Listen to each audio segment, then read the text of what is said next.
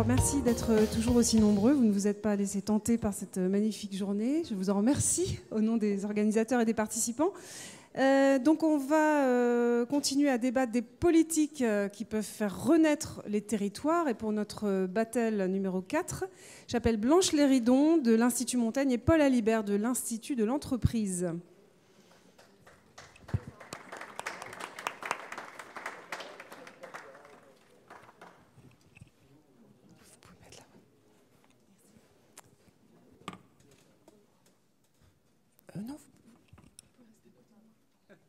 Bien. Alors l'Institut de l'entreprise, l'Institut Montaigne sont assez connus du grand public, mais peut-être vous pouvez rappeler quel est leur rôle, à commencer par vous, Blanche Léridon, l'Institut Montaigne.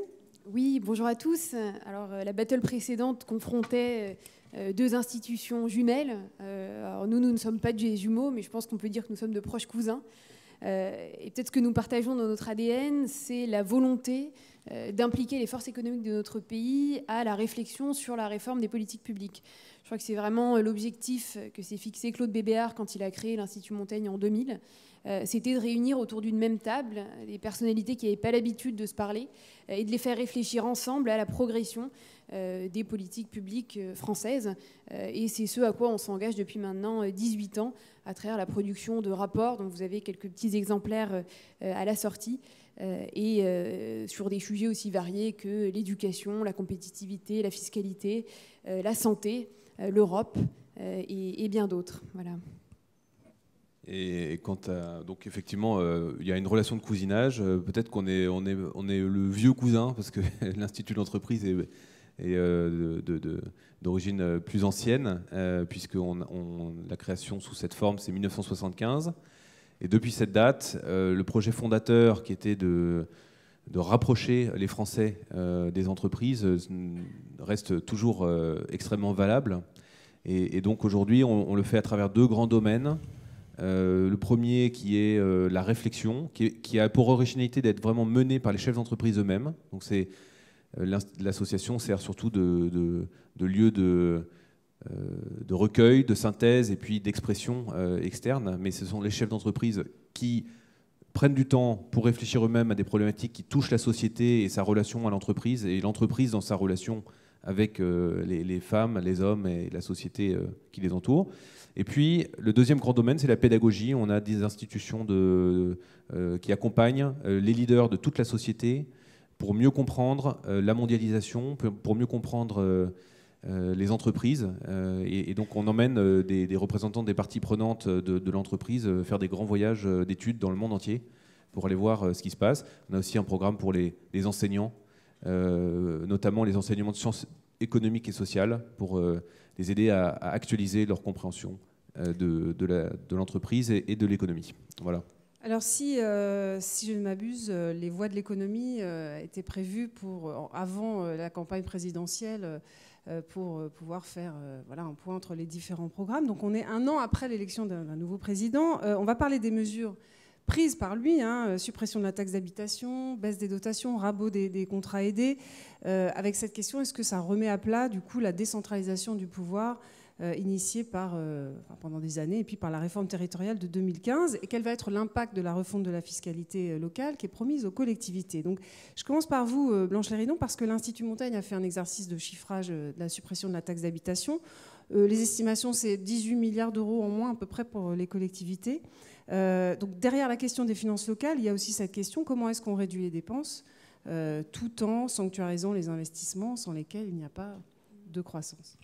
Tout à fait. Alors déjà peut-être une petite précision sur ce chiffre de 18 milliards.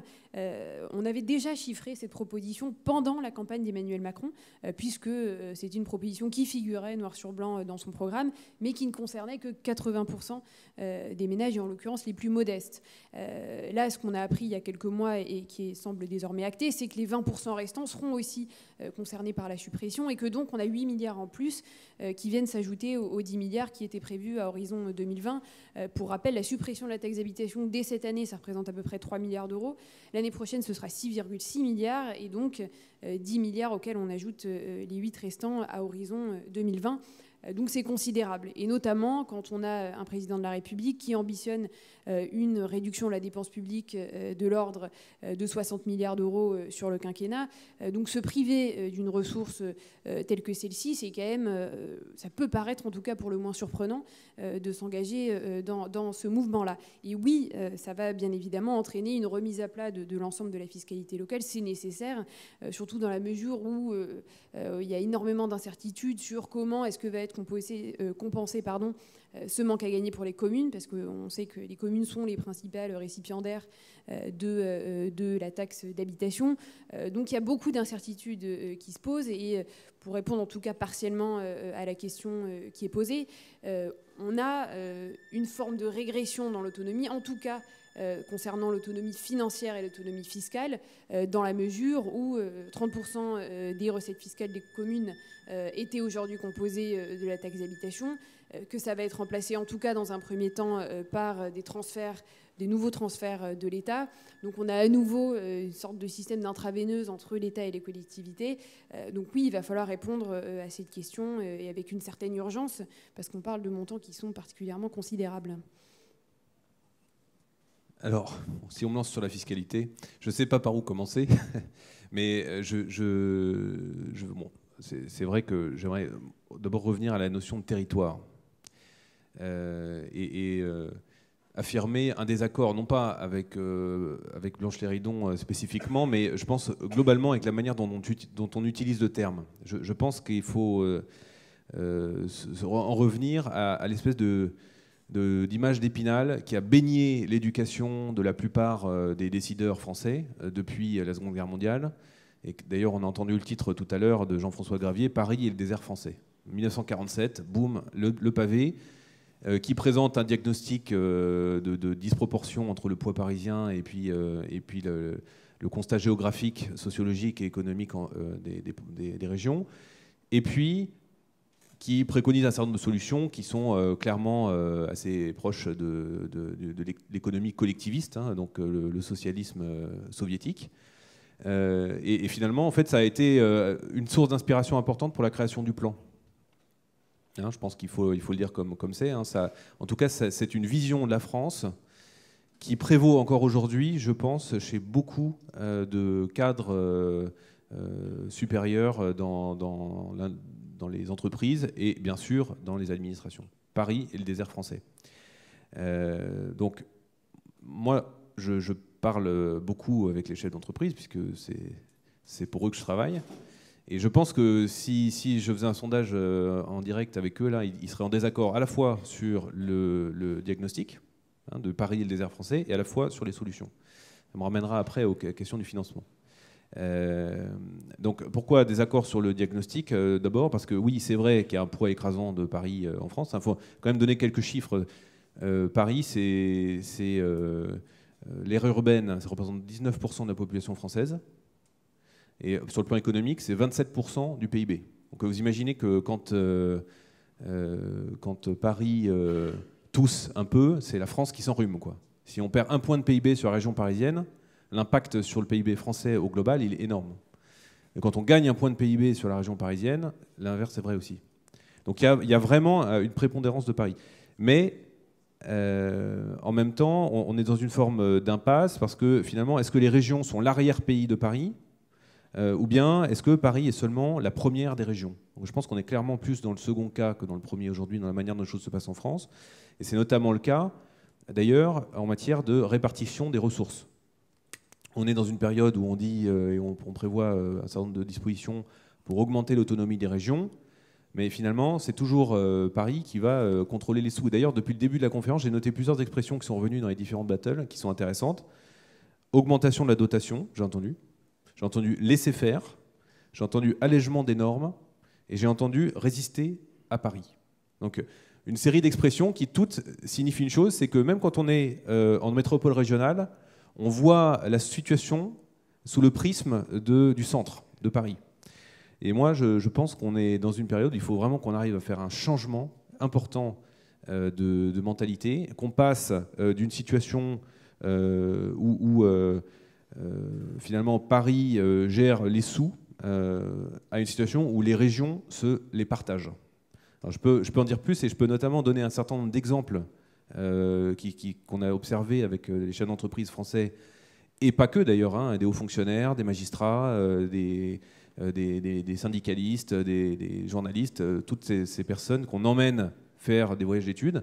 On a observé chez des partenaires européens, aussi plus loin que l'Europe, d'autres modèles qui fonctionnent et qui permettent justement aux régions de développer et d'accroître leur autonomie au profit de tous. J'en dirai peut-être un mot tout à l'heure, mais je pense que peut-être que je vais vous laisser reprendre le fil des questions avant d'enchaîner là-dessus. Non, peut-être juste pour réagir un instant sur ce que je suis tout à fait d'accord avec ce qui a été dit sur la vision de l'entreprise, et je voudrais ajouter un mot sur l'importance des ETI là-dedans, dans la mesure où on sait qu'aujourd'hui les ETI sont les premières créatrices d'emplois en France. Elles sont mal connues, souvent mal considérées, et elles sont en l'occurrence prépondérantes dans les territoires. Donc ce qui fait un petit peu revoir cette dynamique Paris, désert français, Paris, territoire, etc. Les ETI, je pense, sont un atout considérable pour le dynamisme des territoires. Elles sont peu nombreuses en France, on en compte environ 5000, alors que dans des pays comme l'Allemagne, on en a près de 12 000. Alors que, par exemple, je crois en 2016, vous avez sur 190 000 emplois nets créés dans le secteur marchand, près de 150 000 qui ont été créés par des ETI. Donc je pense que là aussi, il y a une réflexion à avoir sur la façon dont on réforme aussi la fiscalité qui affecte les entreprises. Comment est-ce qu'on libère un petit peu ces entreprises? Comment est-ce qu'on leur permet des passages à l'échelle, de dynamiser, parce qu'elles sont, encore une fois, à l'œuvre dans la dynamisation et la compétitivité de nos territoires, et elles permettent un petit peu de sortir de cette logique où on est sur le tout Paris, le parisiano-centrisme, et je pense que c'est très important de le rappeler parce qu'on les oublie, je crois, beaucoup trop souvent, et l'Institut Montaigne a produit une étude à ce sujet le mois dernier, et donc vous pouvez trouver d'ailleurs des exemplaires ici même. Comment est-ce que les entreprises peuvent se mettre au service des territoires ? En l'occurrence, s'agissant des ETI, elles sont donc les premières créatrices d'emplois nets, en tout cas dans le secteur marchand. Et puis, elles sont bien évidemment génératrices de croissance, d'emplois, de compétitivité. Elles sont particulièrement fortes à l'export, parce qu'on sait que, je crois, près de 2 ETI sur 3 sont compétitives à l'exportation. Donc ça, c'est un paramètre qui est très important. Mais aujourd'hui, elles sont, je crois, particulièrement contraintes par un certain nombre de mesures sociales, fiscales, et notamment au moment des passages de seuil. C'est pourquoi une des propositions du dernier rapport de l'Institut Montaigne sur cette question des ETI est de créer ce qu'on appelle un passeport de croissance qui vous permettrait, au moment du passage d'un seuil, par exemple le passage de 49 à 50, de figer pour une durée de 5 ans toutes les contraintes fiscales et sociales, et donc pour laisser cette espèce de momentum de 5 ans à l'entreprise pour se mettre aux normes. Et donc on est convaincu qu'avec une mesure telle que celle-ci, on pourrait libérer un petit peu de marge de manœuvre pour les ETI, leur permettre de grandir, et que pour un entrepreneur, on soit plus réticent, craintif à l'idée de passer un seuil, ce qui peut mener certains entrepreneurs aujourd'hui à conserver une taille plus petite, de peur de toutes les contraintes supplémentaires qui s'ajoutent au moment du passage de seuil. Donc je pense que c'est important aussi au moment de repenser cette question de la fiscalité, de ne pas uniquement repenser la fiscalité via le prisme de la taxe d'habitation qui aujourd'hui suscite énormément de débats et autour duquel toute l'attention se focalise, mais aussi repenser la CVAE, repenser toute la fiscalité des entreprises, et notamment celle pesant sur les PME de croissance et les ETI. Paul Lalibert, quand on a préparé cette battle, vous m'avez dit qu'il y avait un exemple très intéressant, c'est l'exemple du Canada. Qu'est-ce qu'on peut en apprendre ? Oui, bah alors c'est une inspiration. D'ailleurs, c'est marrant parce que j'étais en train de penser, en arrivant ici dans le train, que Lille, l'aire urbaine, c'est à peu près 1,2 million de personnes. Montréal, au Québec, donc une des provinces du Canada, c'est 1,7 million de personnes. Donc on est sur des tailles peu ou prou comparables, mais alors sur un mode de fonctionnement complètement différent. Parce que je disais tout à l'heure que Jean-François Gravier, Paris, le désert français, il faisait un diagnostic avec lequel je pense qu'aujourd'hui, moi, je me démarque, mais je pense qu'on peut aussi se démarquer des solutions qu'il a proposées. Parce que lui, il a proposé une organisation de l'économie par le haut. Finalement, hein, c'est le plan, au fond. Hein. Puis il y a l'autre extrême qui est finalement une sorte de dogme libéral pur sucre, qui consiste à dire il faut laisser l'économie être organisée par les individus, donc on va laisser l'économie s'organiser complètement par le bas. Je pense qu'il y a un entre-deux qui est de dire on va essayer de se mettre au plus petit échelon cohérent, ou au plus grand, hein, suivant d'où on regarde. Et donc, en l'occurrence, c'est la province au Canada. Et on va appliquer un principe de subsidiarité, c'est-à-dire qu'on va pouvoir décider jusqu'à ce que le niveau de complexité du sujet et de la décision nécessite de passer à un échelon supérieur. Et donc, le Canada s'est retrouvé dans une situation un peu différente de celle de la France sur le plan économique, mais finalement aussi avec la perspective d'une économie qui va devoir se renouveler et qui commence déjà à avoir besoin de se renouveler. Ils ont une économie qui est beaucoup fondée sur les matières premières et sur des industries de transformation, mais ils voient la fin de ce cycle. Hein. Donc, ils commencent déjà aujourd'hui à préparer la suite. Comment tirer parti des nouvelles technologies ? Plutôt que de lancer des initiatives chacun dans leur coin, complètement bottom-up, plutôt que d'avoir une réflexion pilotée par le bureau de Justin Trudeau et qui dit voilà comment les choses vont s'organiser sur le territoire, eh bien, les régions, l'équivalent de nos régions, les provinces, se sont rassemblées et se sont, entre guillemets, coordonnées ou réparties les tâches en collaboration avec l'État fédéral, en collaboration avec les grandes universités, les instituts de recherche et avec les grandes villes canadiennes. Et ils se sont choisis, ils ont distribué une sorte de ce qu'ils appellent des clusters, qui sont en fait des sortes de pôles d'innovation et de compétitivité. La ville de Montréal avait une particularité, c'était la présence de 2 des 3 plus grands chercheurs mondiaux sur l'intelligence artificielle. Il y en avait 2 Français, enfin un franco-canadien et un Français, et un autre 100% canadien, on va dire. Joshua Bengio.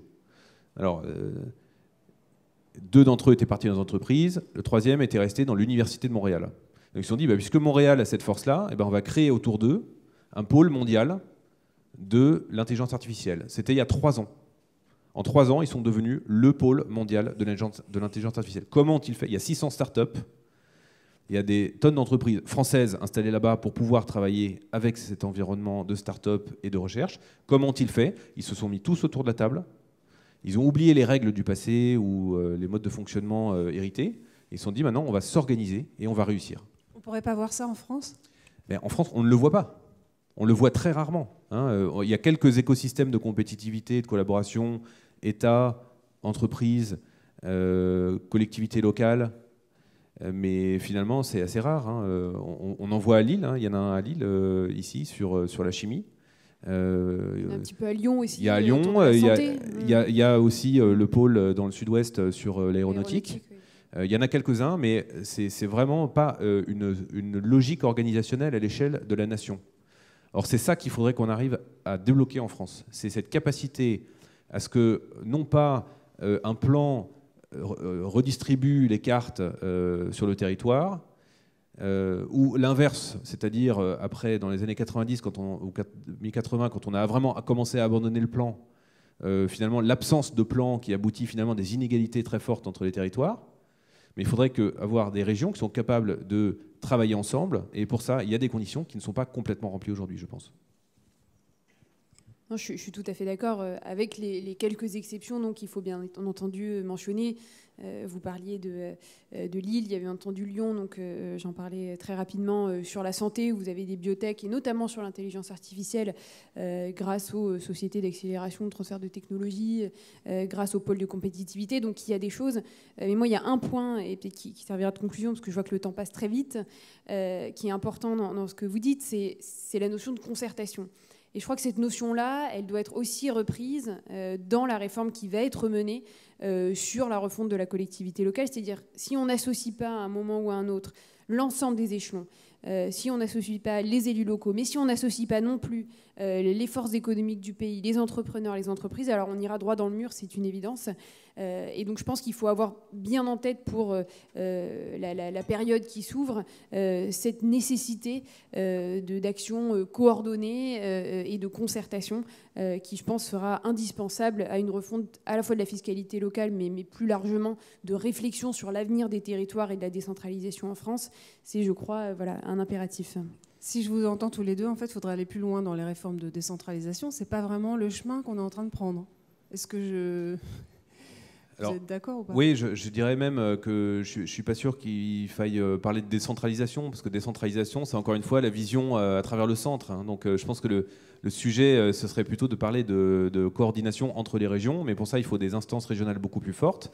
Il y a un millefeuille territorial aujourd'hui qui n'a pas du tout été simplifié, hein, malgré ce qu'on dit et ce qu'on pense. Hein. Globalement, on a la commune, les intercommunalités, les communautés de communes, le territoire qui est ensuite matérialisé par le département.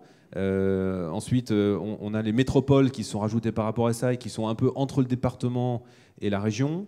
On a la région, et puis par-dessus tout ça, ça insère de nouvelles des notions additionnelles qui sont les pôles de compétitivité, les zones franches qui sont parfois cross tous ces territoires. Donc tout ça finit par être un enchevêtrement, un entrelac qui me fait un peu penser, vous avez tous appris ça dans vos cours d'histoire, aux découpages territoriaux qui se recoupaient avant la Révolution française et avant les réformes napoléoniennes en particulier, avec les limites du canton, les limites du village, les limites les anciennes limites monastiques. On avait tous les territoires fiscaux qui se superposaient. Finalement, je ne voudrais pas faire un parallèle. Hein. Peut-être qu'aujourd'hui, si on n'arrive pas à simplifier de manière concertée cet enchevêtrement pour pouvoir donner plus de poids à un acteur qu'on choisit, c'est-à-dire, par exemple, celui qui, à mon avis, me paraît revêtir dans le contexte national et international actuel la plus grande cohérence, c'est-à-dire la région. Si on n'arrive pas à simplifier ça, peut-être qu'à un moment, les équilibres politiques finiront par peser en faveur d'une simplification un peu forcée, quoi. Voilà. Merci à tous les deux, les 20 minutes sont écoulées. Merci beaucoup. Merci. Alors comment reconstruire des écosystèmes fragilisés, comment rebâtir des écosystèmes territoriaux? On va en parler avec les deux prochains débatteurs, Jacques-Pierre Mariot de la Fabrique Spinoza et Philippe Ancet de la Fondation Concorde.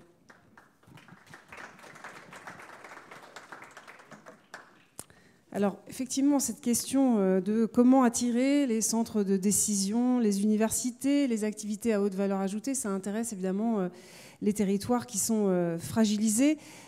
Jacques-Pierre Mariot, je voulais commencer par... D'abord, vous allez nous dire ce que fait la Fabrique Spinoza, quelle est la philosophie. Oui, tout à fait. Je tenais à remercier les Voix de l'économie de nous inviter, puisque notre point de départ, notre historique, vient de la prise de distance de ce qu'on pourrait appeler la fétichisation du PIB. Il y a une dizaine d'années, on s'est créé dans la foulée des travaux de la commission Stiglitz, qui dit en gros, il n'y a pas que le PIB pour mesurer la richesse. Et vous vous rappelez cette phrase de Robert Kennedy qui dit que le PIB mesure tout sauf qu'il vaut la vie d'être vécue. Donc voilà, on est là avec des économistes. Alors vous allez nous apporter un regard, j'imagine, un petit peu différent. Donc ça va être intéressant. Philippe Ancel, donc la Fondation Concorde, c'est une institution. Je ne sais pas. Enfin, c'est un think tank qui rassemble des universitaires, des chefs d'entreprise, qui parle aux hommes politiques, enfin, qui leur fait part de ses analyses, et c'est un think tank généraliste hein, qui travaille avec des groupes de travail qui réunissent les experts du domaine. Mais enfin, nous avons 3 chevaux de bataille. C'est l'industrie, parce que nous pensons qu'un pays qui se désindustrialise a un avenir assez compromis. La réduction de la dépense publique et les territoires. Et à cet égard, nous allons organiser un colloque au mois d'octobre sur la revitalisation des territoires. Bon, ceci étant, si on devait indexer nos ressources sur le succès de nos axes de travail, notamment la réduction de la dépense publique, notre budget serait très réduit, n'est-ce pas? Nous n'avons pas eu un franc succès dans ce domaine. Pour revenir à notre thématique, Jacques-Pierre Mariot, donc, vous abordez la question des territoires via un angle intéressant, celui du bien-être citoyen et de la qualité de la vie. Alors expliquez-nous. Oui, exactement. Du bonheur citoyen, pour être tout à fait exact. Pour nous, c'est notre angle d'attaque. Qu'est-ce que en termes de bonheur citoyen un territoire peut apporter. Et on considère le bonheur citoyen, le niveau de bonheur citoyen d'un territoire, un peu comme dans une entreprise où le niveau de bien-être des salariés contribue aux performances de cette entreprise. On travaille beaucoup sur le bien-être au travail et on a des résultats tout à fait notables dans ce sens-là. Pour nous, la qualité de vie sur un territoire, c'est sa ressource majeure. Et c'est un facteur d'attractivité. Et je voudrais un peu peut-être développer ce que nous entendons par bonheur citoyen, qui n'est pas tout à fait la notion de bien-être, la notion de qualité de vie. La première composante du bonheur citoyen, puisque le bonheur citoyen pour nous est une composante à 3 dimensions, c'est la composante sensible. C'est-à-dire que, en gros, il y a le pôle fonctionnel, le pôle opérationnel, le pôle rationnel et le pôle émotionnel. Et c'est dans cette dynamique que va se jouer le sens que éprouve, que ressent l'individu, l'habitant de sa vie sur le territoire. Le rationnel, le fonctionnel, ce sont les chiffres. On a parlé de dotation, on a parlé de niveau d'investissement. Et chez nous, à la Fabrique Spinoza, on parle d'affect. C'est comment ces chiffres vont être ressentis, comment vont être-ils éprouvés, et de là va naître le sens, c'est-à-dire que l'axe de la sensibilité, c'est l'axe de la métabolisation du sens. Et je lisais récemment quelque chose qui illustre mon propos, c'est que les 2 régions, la Cornouaille et le Pays de Galles, qui ont reçu le plus de subventions au Royaume-Uni, sont celles qui ont voté le plus pour le Brexit. Donc on voit bien qu'il y a une différence entre le chiffre et la réalité vécue. Et pour nous, c'est une différence entre le réel, c'est-à-dire les chiffres, le raisonnement rationnel, l'objectif, et la réalité, ce qui est vécu vraiment par les habitants et qui fait sens. Ça, c'est la première dimension. De même que les pays européens qui reçoivent le plus de subventions ne sont pas forcément les plus europhiles. Exactement, exactement. La deuxième dimension, c'est celle de l'implication de l'individu dans le collectif. Plus l'individu pourra s'épanouir dans un collectif épanouissant, positif, porteur, et on voit à quel point ça joue son rôle dans la précarité, d'avoir un tissu social de soutien, d'étayage qui est là, plus le bonheur citoyen sera fort, sera élevé, et donc cette implication d'un individu dans le collectif, c'est ce qui contribue à élever le niveau de satisfaction, de vie, tel que le mesure le Better Life Index de l'OCDE. Et puis la troisième dimension, la troisième dynamique du bonheur citoyen, c'est le lien non plus avec le collectif, non plus avec mes intérêts personnels en tant qu'individu, mais le lien avec ce que je vais appeler le vivant, c'est-à-dire le capital naturel d'un territoire. Et bien évidemment, ce sont ces ressources, c'est l'air, c'est l'eau, c'est la lumière, c'est la qualité des sols, tout ce qui contribue premièrement à ma santé, deuxièmement à mon bien-être, et la notion de capital naturel et ses effets sur le bien-être est tout à fait fondamentale. On vient de faire une expérience il y a quelques années à Lausanne où on a installé des patients comateux dans un jardin et on a vu que c'est juste ce déplacement leur permettait d'émettre des signes. Donc santé, bien-être, et puis évidemment la notion qui est importante pour nous dans le bonheur citoyen, la notion d'émotion esthétique devant la nature. Voilà, donc pour finir, lorsqu'on aborde la notion de bonheur citoyen, ça va être au niveau de ces 3 composantes que sont la satisfaction émotionnelle, l'insertion dans le collectif et le lien avec le vivant, avec, si vous voulez, pour ce dernier point, on sait que le bonheur citoyen ne s'épanouit que dans un biotope positif. Et je fais le lien entre écosystème et biotope. Oui, alors, même je voudrais supporter votre propos par quelques chiffres, j'irai dans le même sens que vous. C'est-à-dire qu'il y a une ressource méconnue pour les territoires qui se pensent en déshérence, c'est justement l'environnement et le cadre de vie. Un chiffre, moi, qui me traumatise, c'est 81% des travailleurs qualifiés franciliens, c'est-à-dire au-dessus du niveau de maîtrise, veulent quitter la région francilienne. ce qui pose un gros problème pour l'économie de l'Île-de-France. Parce que contrairement à ce que tous les gens pensent, l'Île-de-France n'a pas une croissance extraordinaire, que ce soit comparativement à des métropoles comparables ou même par rapport à des régions françaises. Sur les 10 dernières années, il y a eu 3 ou 4 régions françaises qui ont eu une croissance supérieure à l'Île-de-France. Un autre chiffre qui est étonnant, qui montre qu'il y a un problème lié au cadre de vie en Île-de-France, c'est que bien que l'Île-de-France concentre 40% de l'effort de R&D de la nation, l'INSEE nous a révélé que les PME franciliennes innovaient moins que les PME du reste de la France. N'est-ce pas étonnant ? Donc ça amène à se poser des questions. À l'inverse, d'autres sondages nous disent que 30% des Français voudraient vivre dans une petite ou moyenne ville à côté d'une métropole, ce qui explique le développement du périurbain, mais également que 49% des Français voudraient vivre dans une petite moyenne commune, c'est-à-dire même éloignée d'une métropole. On a les mêmes chiffres pour le Canada, oui.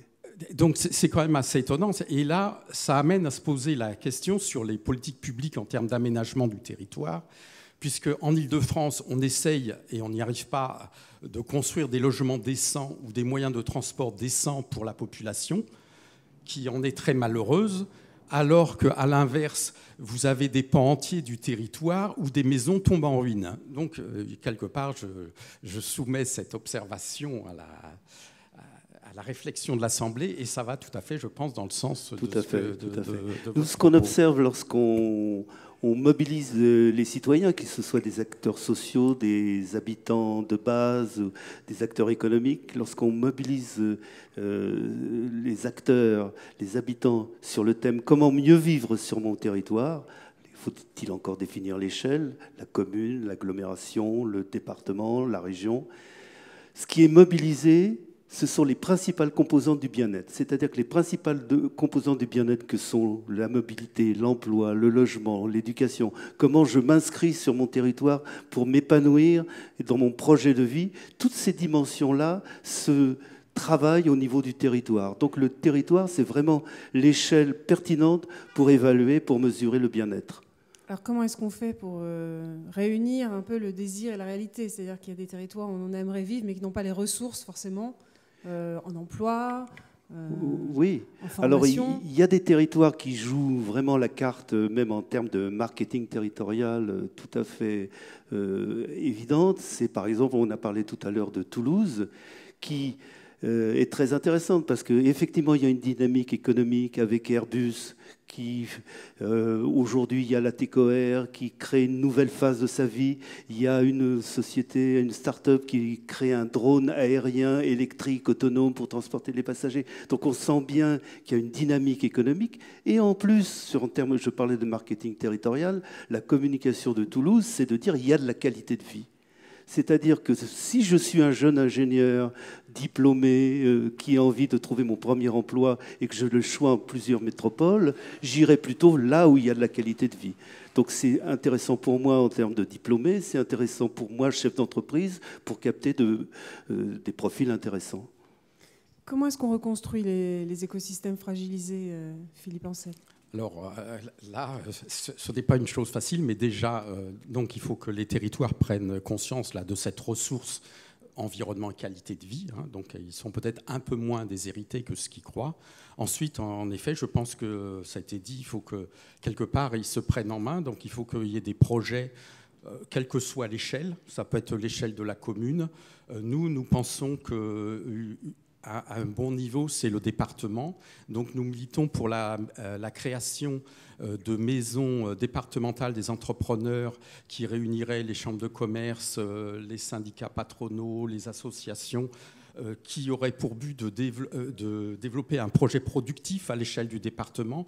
Nous pensons que c'est la bonne échelle parce que quand vous regardez par exemple la carte des clusters en France, vous apercevez que presque tous les 95% des clusters sont à l'échelle d'un département. Donc c'est vraiment l'échelle pertinente.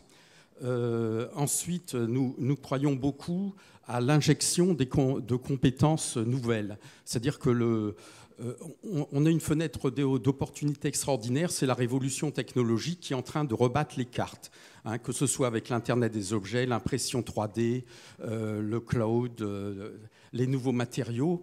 Tout ça, ce sont des technologies qui vont dans le sens d'aller vers le sur-mesure. Avec l'automatisation, tout ça concourt à plutôt rapprocher les lieux de production des lieux de consommation. Donc on est plutôt dans un mouvement de relocalisation. À nous de savoir saisir cette opportunité. Ces technologies aussi, elles ont la particularité de redonner une actualité à des industries ou à des entreprises vieillissantes. C'est-à-dire qu'on pensait que telle industrie était morte. Je ne sais pas, j'ai vu que ce soit les Bérets, les Charentais, j'ai vu des tas d'exemples comme ça qui sont anecdotiques, mais qui représentent à chaque fois quelques dizaines ou quelques centaines d'emplois. Eh ben, on s'aperçoit qu'une microstructure, à l'heure actuelle, elle peut vendre dans le monde entier, elle peut se sourcer dans le monde entier en étant localisée à peu près n'importe où. Voilà. Donc c'est vraiment une opportunité extraordinaire. Pour réinjecter des compétences dans les territoires, nous avons une préconisation qui consiste à demander, voire à imposer aux établissements d'éducation supérieure de signer des conventions de coopération avec les territoires. C'est-à-dire qu'à partir du niveau Master 2, on considère que les meilleurs éléments ont vocation à faire des espèces de missions, ce n'est pas des stages, c'est-à-dire des missions d'accompagnement d'un chef d'entreprise, que ce soit une TPE ou une PME, donc de le suivre 2 ou 3 jours par mois. Cette expérimentation a été réalisée à l'Université Paris-Dauphine avec succès et c'est vraiment une occasion qui permet d'injecter des compétences au moment où la révolution numérique vraiment est en train de rebattre les cartes et ça permet à ces jeunes diplômés peut-être de découvrir des opportunités, de se dire finalement là cette petite entreprise c'est une petite pépite, peut-être que ça vaudrait le coup que je m'investisse dans cette entreprise. Donc voilà une des mesures que l'on préconise. Ces nouvelles technologies, d'ailleurs, pour reprendre ce que vous dites, sont intéressantes pour nous qui nous intéressons au bien-être citoyen, au bonheur citoyen. D'abord parce qu'elles donnent de nouvelles possibilités de mobilisation, de participation, de co-construction. Ça, c'est une chose. D'ailleurs, il y a une loi qui a été un amendement sur la possibilité donnée aux agriculteurs de s'échanger les semences, qui a pu être réussi grâce à la mobilisation citoyenne. Mais la deuxième chose qui, moi, me paraît importante, c'est que lorsqu'on parle territoire, on a une image d'un espace habité, certes investi, avec des limites. Et la notion de nouvelle technologie fait apparaître un nouveau territoire, qui est un territoire numérique, qui n'est pas forcément géographiquement localisé là, mais qui a une vraie signification, une vraie importance pour les habitants, pour les habitants, les citoyens. Et je me demande si finalement, il ne faut pas travailler aussi sur un territoire ubiquitaire où on peut effectivement habiter à un endroit, travailler pour une autre partie du monde. Tout à fait. Oui, en effet, je pense que ces nouvelles technologies permettent de faire des projets de développement local coopératif. Il y a des logiciels qui commencent à sortir qui permettent de matcher les compétences, les gens qui veulent créer des entreprises. Et tout ça, donc, ça demande évidemment des volontés locales. Je citerai un exemple, moi, qui m'amuse beaucoup, c'est l'exemple de la commune des Mureaux, là, qui a engagé ce type de développement local. Les Mureaux, bon, c'est considéré comme une zone en Île-de-France un peu difficile quand même. Et leur projet, ils visent zéro chômage en axant leur projet sur le tourisme. Alors quand vous dites aux gens le tourisme aux Mureaux, bon, c'est pas ce qui vient a priori à l'esprit. Simplement, ils se sont aperçus qu'ils avaient une histoire dans le domaine de l'aviation, c'est-à-dire que le premier hydravion avait décollé des Mureaux. Donc, ils ont une grande histoire aéronautique et également une histoire nautique. Ils se sont aperçus qu'ils avaient 4 clubs d'aviation et 10 clubs nautiques. Et donc, ils sont en train d'organiser un système lié au tourisme avec l'inclusion des quartiers à travers des repas chez l'habitant. Donc, il est un projet tout à fait étonnant qui montre que quand on a une réflexion sur ces avantages comparatifs, qu'il y a une volonté et qu'il y a l'association des habitants et des forces vives d'une collectivité, on peut aboutir à des choses intéressante, surprenante. Et ça, c'est une autre composante extrêmement importante, c'est le capital symbolique d'un territoire, c'est-à-dire son image, son rayonnement, son histoire, ce qu'il représente pour les habitants et de quelle manière il va nourrir le sentiment d'appartenance et comment on va pouvoir faire repartir ce sentiment d'appartenance lorsqu'il a été fragilisé. Donc là, en s'appuyant sur l'histoire, c'est ce qu'a fait Nantes par exemple lorsqu'il a travaillé en termes de résilience sur la notion de richesse collective. Qu'est-ce que c'est notre richesse collective? Avec des questions toutes simples que j'ai notées là. Quelles sont les richesses que nous avions et que nous n'avons plus?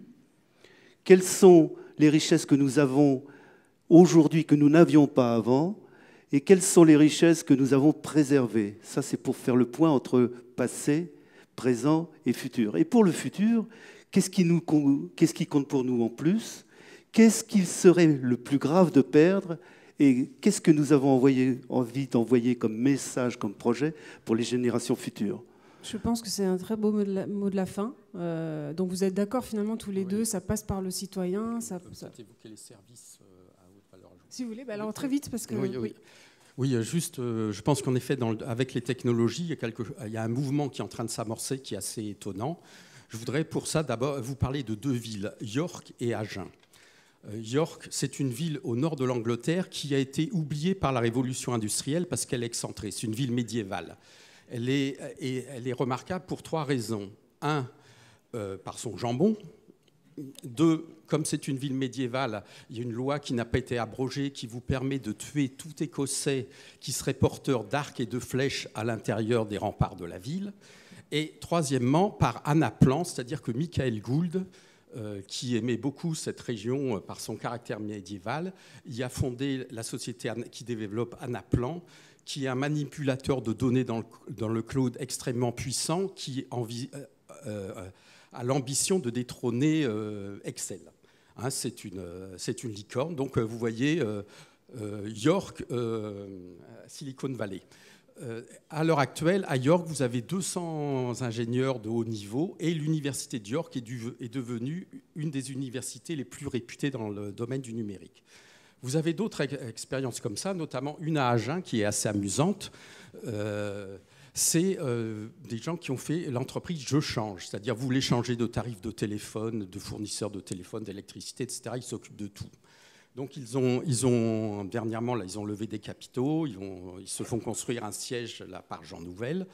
C'est 150 emplois, mais ils sont en train de se développer. Notamment, ils ont levé ces capitaux pour se développer dans toute l'Europe. C'est-à-dire que des gens vont changer de tarif à Berlin, de fournisseur d'électricité à Berlin, par le biais d'Agen. Donc, qu'est-ce que montrent ces exemples? C'est que vous avez tout un ensemble de nouvelles activités économiques, comme on l'a dit tout à l'heure, qui peuvent se localiser n'importe où. Et ces gens vont se localiser par rapport au caractère attractif du territoire.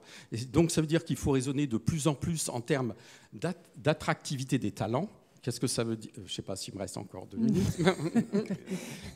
D'attractivité des talents, donc ça veut dire à minima offre scolaire et médicale. Et surtout, il faut un centre-ville, parce que vous voulez attirer des jeunes, il faut qu'il y ait un centre-ville quelque part actif, etc. Bon, on en reparlera, donc je vous dis, nous organisons un colloque au mois d'octobre sur la revitalisation des territoires où nous pourrons développer plus amplement ces thèmes. Merci beaucoup à tous les deux. Merci. Il faut respecter, hein, ces 20 minutes, c'est pas une. Bien, alors, dernière battle de la journée qui s'intitule « Vers un plan Marshall de nos territoires ». J'appelle à me rejoindre Dominique Régnier de la Fondation pour l'innovation politique et Jean-Hervé Lorenzi du Cercle des économistes.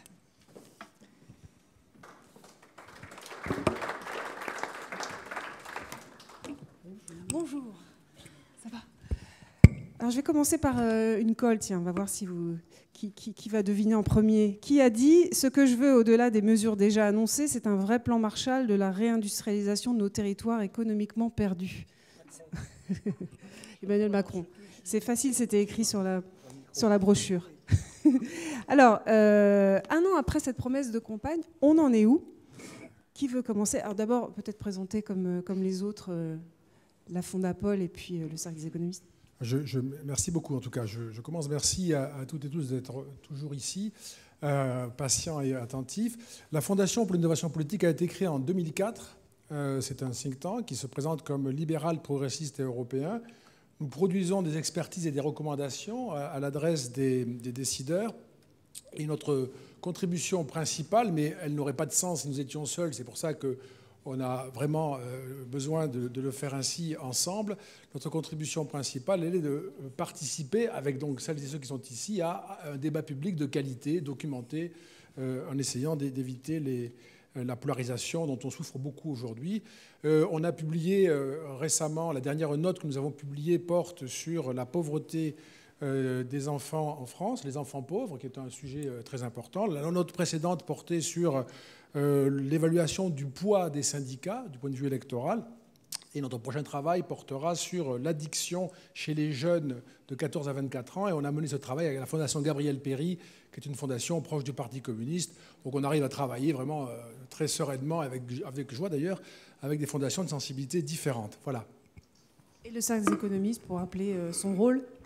Le cercle des économistes est en fait, pour résumer, l'enfant naturel de Jean-Claude Trichet et de Radio Classique. Jean-Claude Trichet parce que ça a été créé dans les années 90, à un moment où, à tort ou à raison, la question n'est pas de savoir si il avait raison, je pense qu'il avait peut-être raison.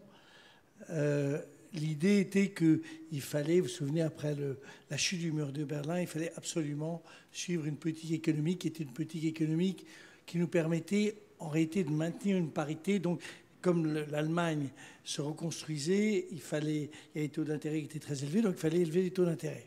Ça a dû coûter, je ne sais pas selon les chiffres, mais disons on va être vachement sympa, entre 300 400 000 chômeurs de plus et 800 000. Et la question n'était pas de savoir s'il fallait le faire, mais la question était de savoir s'il fallait avoir un débat. Parce qu'au fond, mon expérience d'économiste malheureusement mature, c'est qu'il y a toujours des solutions diverses. Et vous vous souvenez aussi qu'un économiste très talentueux de Sciences Po, je m'incline devant cette grande institution. Non, mais je m'incline devant l'institution, évidemment devant tous les professeurs qui en font partie. Jean-Paul Fitoussi avait écrit un livre dont le titre était formidable, qui s'appelait « Le débat interdit ». Et donc, on a essayé de se dire, il faut absolument qu'il y ait des gens pour et des gens contre. Il n'y a pas d'espèce de vérité sortie du ciel, une sorte de vérité immanente. Et donc, se sont réunis des économistes qui étaient des économistes qui avaient des sensibilités, je ne parle pas de politique, mais des sensibilités différentes. Et pourquoi Radio Classique? Parce qu'on a démarré l'exercice avec une radio qui se voulait à la fois de musique classique, avec grand talent, et de faire aussi de l'économie, là aussi avec du talent. Et donc, l'ensemble des deux a fait qu'on a lancé cette affaire. Puis, par la suite, en réalité, on était une vingtaine d'économistes. Tous, je trouve, de bonne qualité. Bonne qualité, ça n'engage pas grand-chose. Et simplement, on a créé les rencontres économiques d'Aix-en-Provence. Et là, on est passé le niveau au-dessus.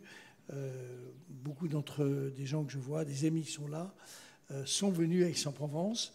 Alors quand on est très sympa, on dit c'est le Davos français.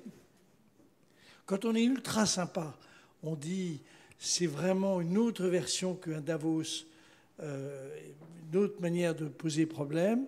Quand on est sympa, on dit c'est le Davos français. Quand on est un peu plus ironique, on dit c'est le Davos provençal. Et quand on est vraiment méchant, on dit bof, la ville d'Aix-en-Provence est vraiment très belle. Et en plus, il y a de la grande musique. Mais c'est pas la bonne, c'est en réalité un très très bon exercice. Alors, pour revenir à nos moutons, où en est-on un an après l'élection d'un nouveau président, de ce grand plan Marshall de la réindustrialisation des territoires annoncé? Dominique Régnier. Je voudrais, si vous me permettez, je voudrais prendre le problème depuis l'intention de faire un plan Marshall, en partant de la formule et du projet. D'abord, dire qu'on parle, vous l'avez tous entendu, régulièrement de plan Marshall, un plan Marshall pour ceci, un plan Marshall pour cela. C'est une formule curieuse qui a une existence historique, qu'il faut rappeler, chacun le sait, mais le plan Marshall, le vrai plan Marshall entre 1948 et 1951, a représenté à peu près 3% du PIB. Donc si on devait faire un plan Marshall, il faudrait imaginer 3% du PIB, ça doit être autour de 80 milliards, non, quelque chose comme ça, chaque année. Hein, chaque année. Donc il ne s'agira pas d'un plan Marshall de toute façon. Est-ce qu'il faut un plan Marshall? Moi, je voudrais répondre que non. De un, je pense qu'on ne peut pas le faire. Et je crois que l'affaire est réglée. On a un niveau d'endettement, on a un niveau de dépenses publiques qui a été déjà évoqué précédemment, on a un niveau de prélèvement obligatoire qui est bien connu. Et donc, c'est une formule qui est à la fois étrange par cette façon multiple de s'y référer et qui jamais ne dit, au fond, d'où vient la ressource que l'on veut mettre. Quand on dit souvent, d'ailleurs, mettre le paquet sur ceci ou sur cela, on ne voit pas bien à quoi ça correspond. En fait, ça ne correspond à rien. C'est vraiment purement, je dirais, de la communication. Donc, ce n'est pas comme ça qu'il faut le prendre, je dirais, en ces termes. Ce n'est pas possible et il ne faut pas. Je serais plutôt, moi, pour un plan Bastia. Plutôt un plan qui, d'ailleurs, beaucoup d'orateurs l'ont déjà dit, ils n'ont peut-être pas cité Bastia, mais c'était présent, beaucoup d'orateurs l'ont déjà dit, qui davantage laisserait faire, ferait confiance, laisserait les acteurs locaux agir.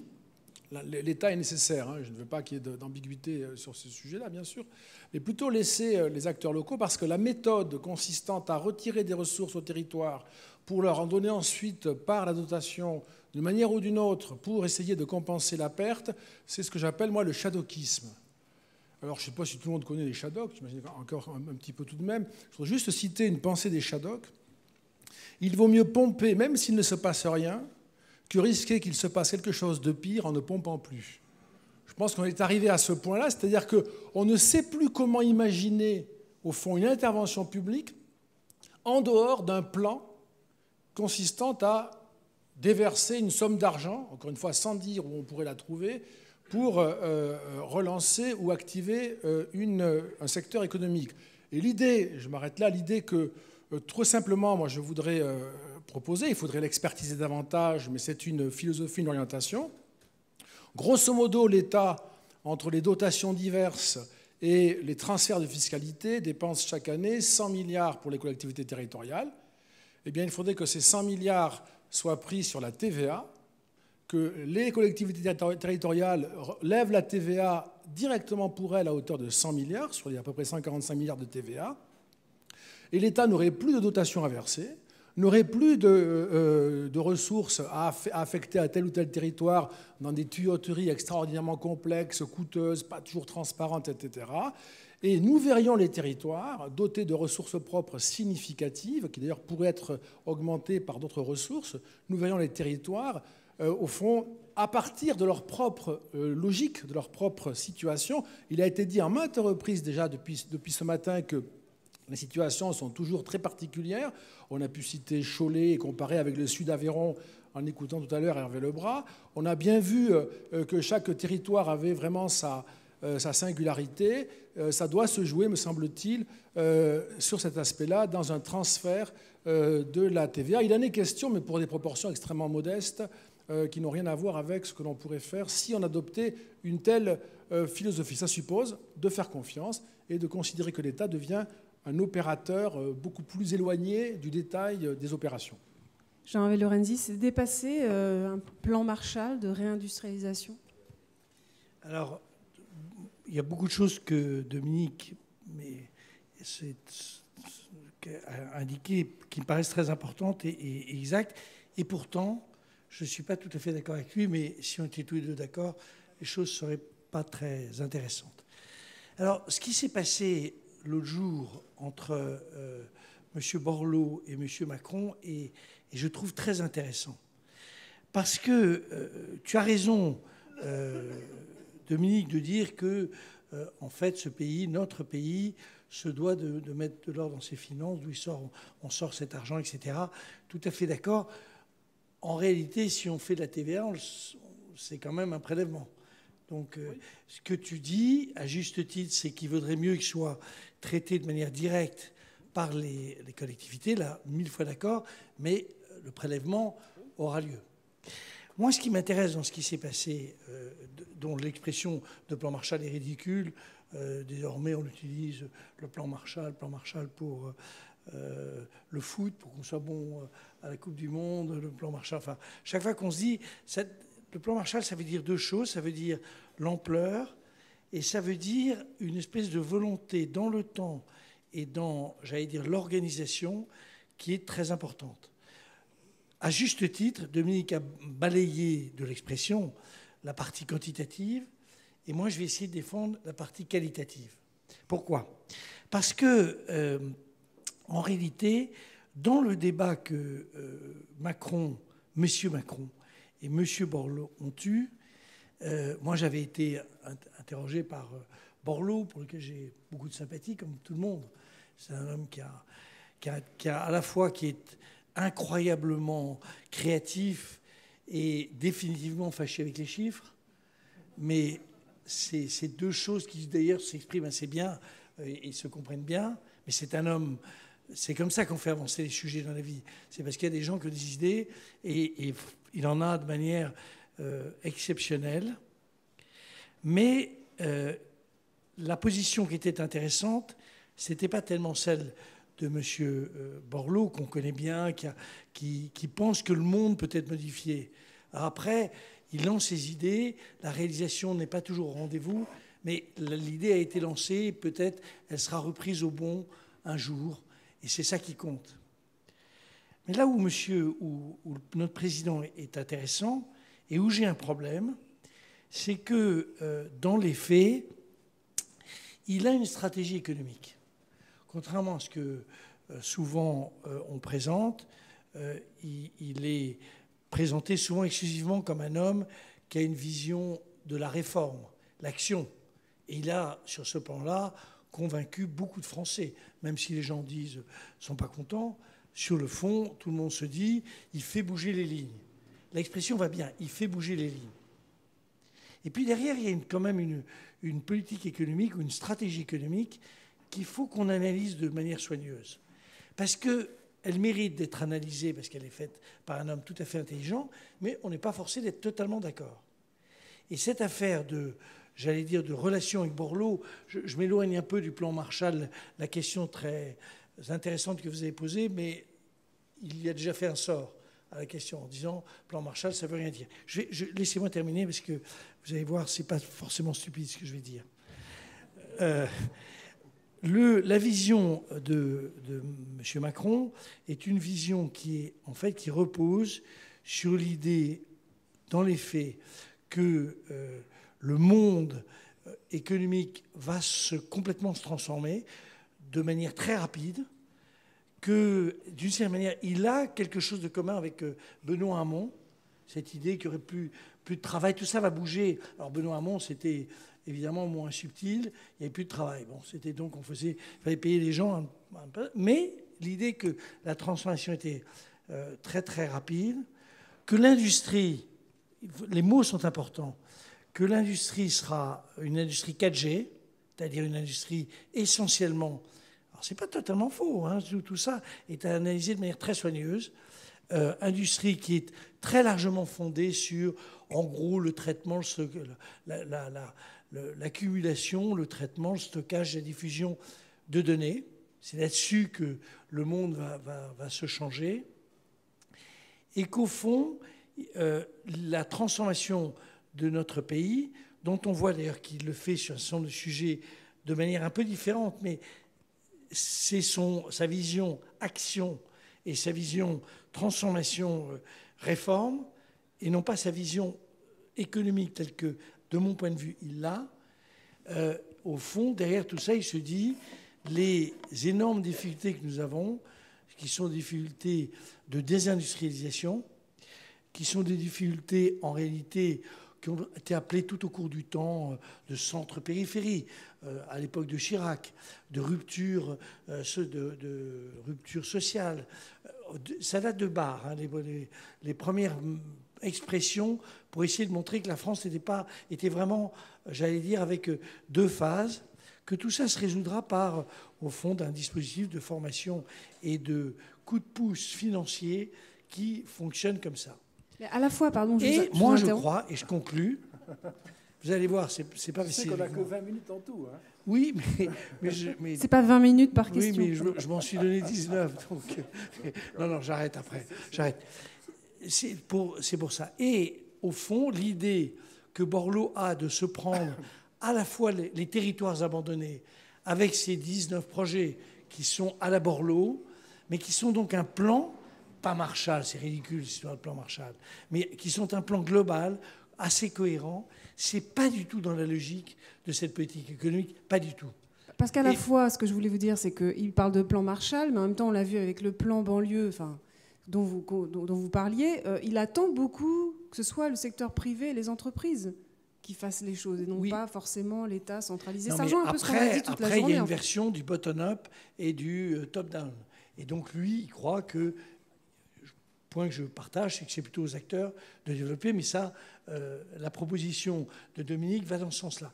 Ce que je veux vous dire par là, et je termine, il faut bien comprendre le sujet, c'est que quand on parle d'industrie, nous sommes un pays qui a connu la désindustrialisation la plus rapide, la plus forte, la plus incompréhensible. Il n'y a pas de pays comme ça en Europe comme nous. Et lui pense que c'est la 4G qui va résoudre le problème. Voilà. Et c'est pour ça qu'il n'y a pas besoin de plan Marshall. Juste rapidement, bien sûr. D'abord, un mot, mais chacun le sait ici. On peut pas, mais tu seras d'accord avec moi, on ne peut pas dire que Borloo ne réalise pas les plans qu'il a, surtout pas dans cette région. Il y a quand même des choses qui ont été faites jusqu'au bout. Mais je suis sûr que tu es d'accord avec moi pour ajouter cette remarque-là. Simplement, le point est que si Emmanuel Macron a des idées articulées comme il les présente, c'est parce qu'il a une conviction, et je crois qu'il a raison, qui est que l'appareil administratif peut être un soutien efficace à la création de richesses et à sa circulation. Je crois que c'est vrai. Mais il faut appliquer ce raisonnement aux appareils administratifs territoriaux.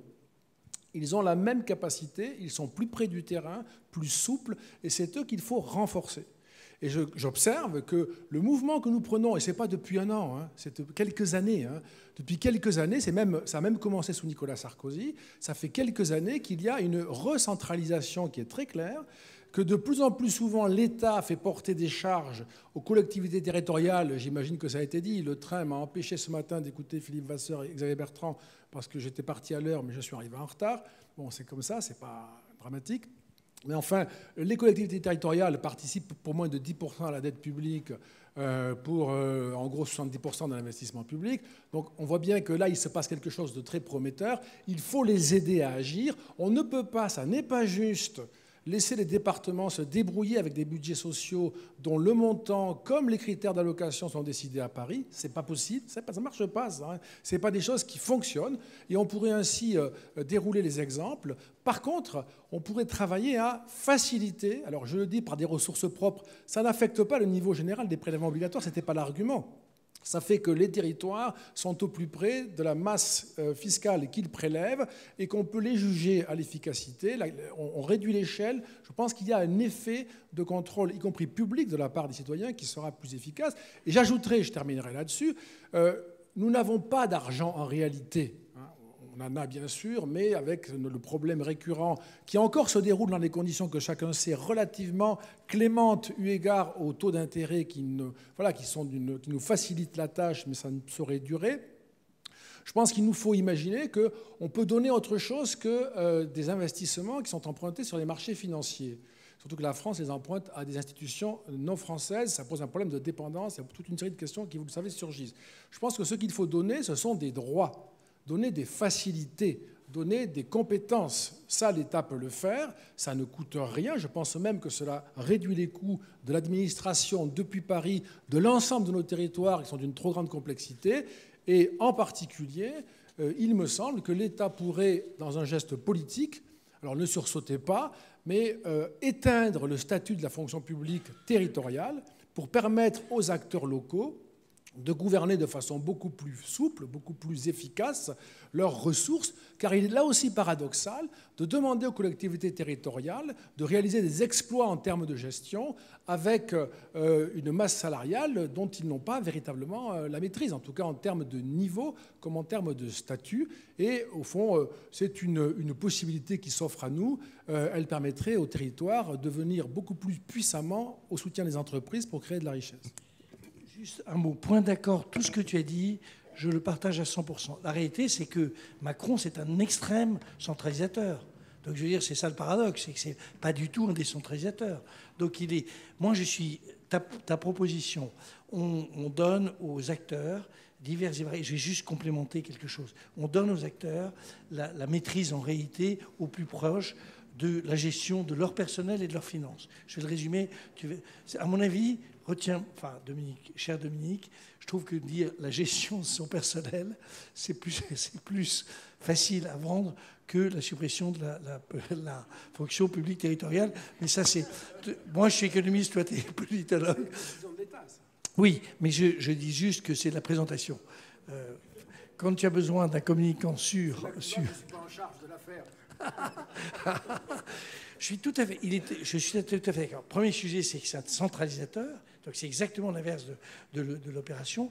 Et deuxième sujet, c'est qu'on a un petit problème spécifique, qui est qu'on a quand même des quartiers qui sont, j'allais dire, en dehors.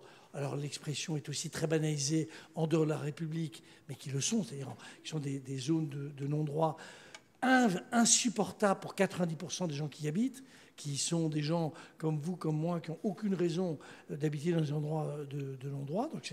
Et que ça, c'est quand même, ça suppose... Là, on balaye plan Marshall et on dit que ça suppose une action extraordinairement énergique et cohérente. D'où l'idée que j'ai trouvée super de notre ami Blanquer pour les ZEP, pour la formation en CP, doublement le fait qu'il y ait 12 gamins simplement. Et on a besoin sur la réindustrialisation. Il y a quand même, on ne peut pas se contenter de dire qu'on va être une start-up nation, ça ne suffit pas. Ça, c'est alors ça, je reviens sur mon terrain d'économiste, ça c'est une espèce de formule qui me paraît délicate. Je rappelle que nous sommes le pays, ça c'est des comparaisons simples, nous sommes le pays dont, disons, le poids de l'industrie, alors il y a 10 000 manières de définir l'industrie, mais disons que si on prend un critère, mais on peut en prendre 10 000 autres, qui est le plus faible. Mon ami Artus a toujours cette formule que j'adore, qui est la question suivante. Qui est le pays qui a l'industrie proportionnellement la plus faible en Europe des 28 pays? Tout le monde se dit, ou quelle est la place de la France? On se dit 14e. On sait que c'est dramatique. Pas du tout, on est 27e. Mais attention, on bat la Grèce. Ça, c'est comme cette section. On est meilleur. Et il faut quand même voir qu'on a un problème spécifique. Et n'oubliez pas que dans le discours qui va venir, et Dieu sait si le personnage est vulgaire, insupportable, incertain, mais il y a un petit bout du sujet où de temps en temps il dit des trucs qui correspondent à ce qui va venir. Je parle évidemment du président américain. Sur les affaires industrielles, évidemment qu'il a raison sur un bout du sujet, parce que, alors, il ne va pas réindustrialiser son pays. C'est très compliqué de réindustrialiser un pays. Mais ce que nous autres économistes voyons, je ne dis pas moi, vous pourriez avoir un doute. Je dis, vous avez vu, j'ai pris un collectif, ce qui me garantit de critiques trop rapides.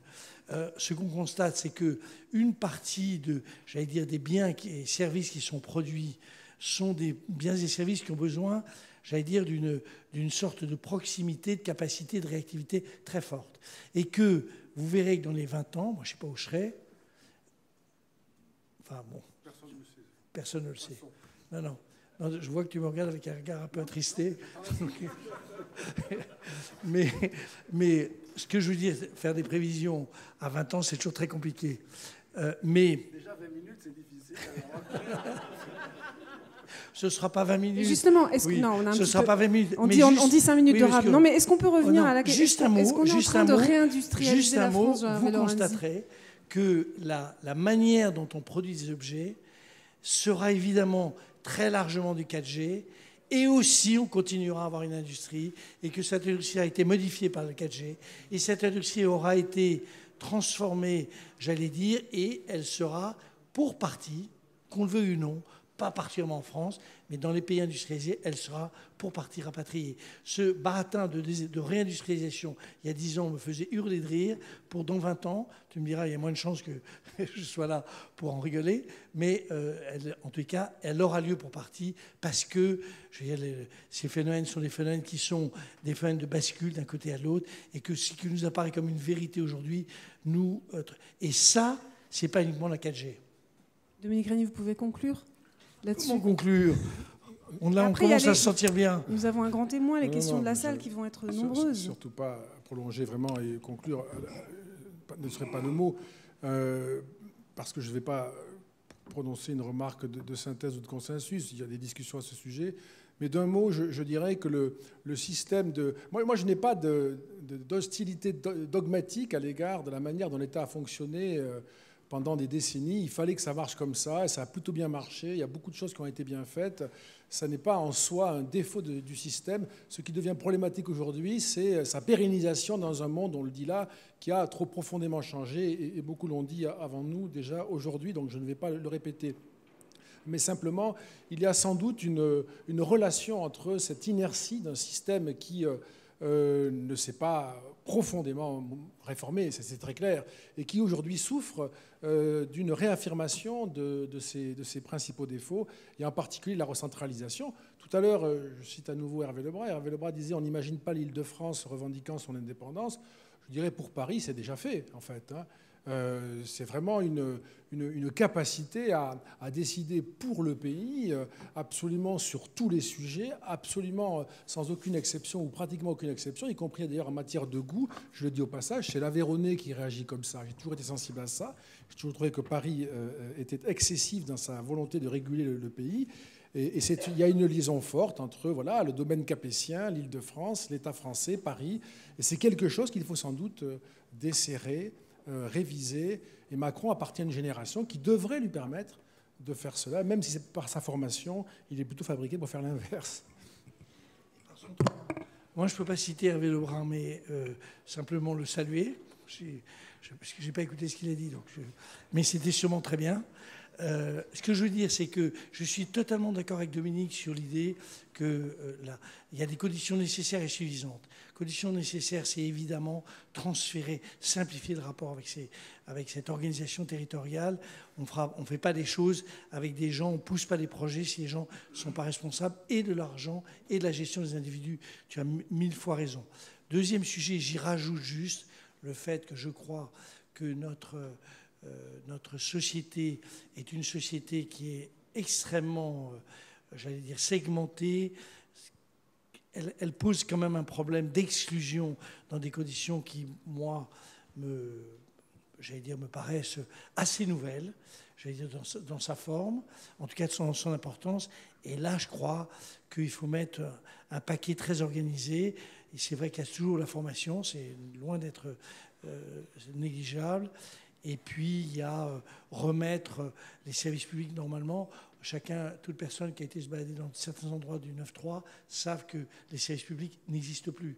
Donc, il y a quand même un petit problème. En zone rurale aussi. Hein. Tout à fait. Et en zone. Et alors, ce qui était très malin dans le rapport Borloo, alors j'ai dit Borloo, pour moi, c'est un type topissime. Si j'ai pu donner l'impression, je dis juste que de temps en temps, c'est un tel vendeur que le chiffre prend toute sa valeur, quoi. Mais là où il a joué de manière superbe, intelligente, et j'étais pas content de la manière dont ce rapport était traité, pour être franc, je trouve qu'il a réussi à rapprocher ces zones rurales qui sont abandonnées, complètement abandonnés, ces villages abandonnés, à des vieux ou des trucs qui n'ont plus de médecins, qui n'ont plus ceci, plus de cela, et des zones qui sont des zones diverses, je ne sais plus combien il y en a, mais à l'époque de De Gaulle, je crois que le chiffre, il y avait 859 territoires considérés comme très particuliers, mais des quartiers très très difficiles, il y en a évidemment moins, et ça, cette convergence j'allais dire, j'emploie pas le mot de souffrance que je ne supporte plus, mais ces convergences de difficultés, je trouve que c'est aux acteurs, ça c'est Dominique Régnier, de le prendre en charge. Mais je trouve que le discours était l'autre jour un tout petit peu insuffisant. Voilà. Merci beaucoup. On va s'arrêter là. Merci à tous les deux d'avoir conclu cette belle journée de battle. Avant d'échanger avec vous, le public, Antonio Molina, PDG du groupe Madère, vous faites partie du conseil stratégique de la Fabrique de l'Industrie.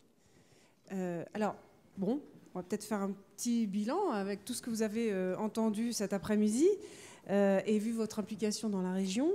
Est-ce que vous diriez que ce territoire-ci fait partie des gagnants, des perdants de la mondialisation? Est-ce qu'il a des atouts?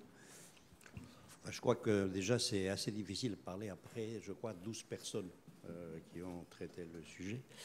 Mais je voudrais quand même faire un petit commentaire. En fait, je ne comprends pas que... il faut d'abord que je dise que je parle de la région, parce qu'il faut quand même délimiter le territoire sur lequel on parle, sinon c'est difficile. Et que je ne comprends pas la problématique métropole, territoire, etc. etc. Dans la réalité, c'est comme si dans une entreprise, on disait que l'entreprise, la région, a un siège et qu'il ne doit pas être connecté avec des usines de fabrication. En fait, le territoire est un. Qu'il ait une métropole, c'est important. Et c'est même essentiel, mais que cette connexion dans le territoire, de la métropole au reste du territoire, est fondamentale. Je dirais que quelque chose qui n'a pas été cité, c'est le fait de dire qu'une métropole n'existe que s'il y a une université. Et cette notion académique et métropole est extrêmement importante. Je rappelle que l'importance de Lille, en partie, c'est le fait que nous soyons la 2e université de France. Et que ça, c'est un atout considérable. Alors maintenant, dire, OK, la région se développe, je trouve pas terriblement, par un certain nombre de choses, mais qui sont aussi nationales. Je pense qu'au fond, la notion d'environnement, dans laquelle la notion d'emploi est incluse, est une notion qu'on doit avoir en tête en permanence. Or, l'emploi ne se créera dans nos régions, dans nos pays, que s'ils sont connectés à de l'innovation. Ça, c'est la première. Il est clair que le monde a changé et que le fait de, disons, la fabrication additive, parce que la 3D, c'est la même chose, va modifier beaucoup parce qu'effectivement, la compétitivité de la main-d'œuvre est la même en Chine ou dans le Pas-de-Calais. C'est la même chose puisque ça va être assez automatisé. Ça, c'est... Mais ce qu'il faut, c'est créer des conditions pour que ça se produise. Or, il y a un gros problème qui est comment on finance la recherche. Alors, tout le monde est absolument épaté de la notion de CIR, et c'est très bien, mais on ne va pas en discuter. Simplement, le problème, c'est qu'on fait beaucoup de recherches, mais elle s'arrête systématiquement à un stade intermédiaire pour une raison très simple, c'est que plus personne ne finance la notion de prototype ou de preuve de concept. Or, il y a un stock d'idées de développement absolument prodigieux, mais qui ne peut pas sortir sur le marché pour une raison simple, c'est que le financement de l'innovation est mal fait. Et ça fait des années que je préconise que c'est comme ça. Deuxièmement, il faut qu'il y ait des systèmes d'interconnexion dans les différentes phases. Et on a parlé plusieurs fois des pôles de compétitivité. Il se trouve que je suis président d'un pôle de compétitivité, donc je connais un peu. L'idée est géniale. Le problème, c'est que cette création a été une création d'État, et qu'une fois qu'on a créé, on a tiré le tapis et on a dit « maintenant, je ne paye plus ». Or, il n'est pas pensable qu'on crée quelque chose qui est pour dynamiser un ensemble qui doit être au-delà de ce qu'est l'entreprise ou les gens, et que l'État, qui prélève par ailleurs des sommes fantastiques fiscalement, ne donne pas un sou pour pouvoir développer ce qui est la réalité quotidienne du terrain.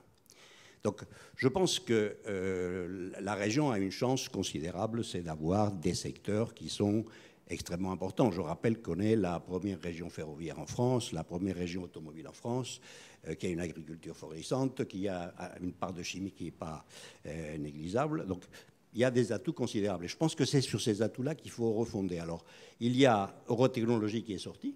Ça a été un succès absolument extraordinaire. Il y a Eurasanté, qui est un grand succès. Et nous sommes en train d'essayer de monter Euramatériaux dans une vision environnementale, c'est-à-dire faire des matériaux beaucoup plus léger, pour faire des économies d'énergie, pour pouvoir s'adresser d'ailleurs à l'industrie de l'automobile ou du ferroviaire. Et je pense que c'est quelque chose qui peut être générateur de beaucoup d'emplois dans la région. Merci beaucoup. J'aimerais vous laisser la parole à vous maintenant, parce que vous avez été extrêmement studieux, extrêmement attentif. Et maintenant, c'est à vous, si vous avez des questions à poser à Antonio Molina ou aux autres participants qui sont toujours là pour la plupart.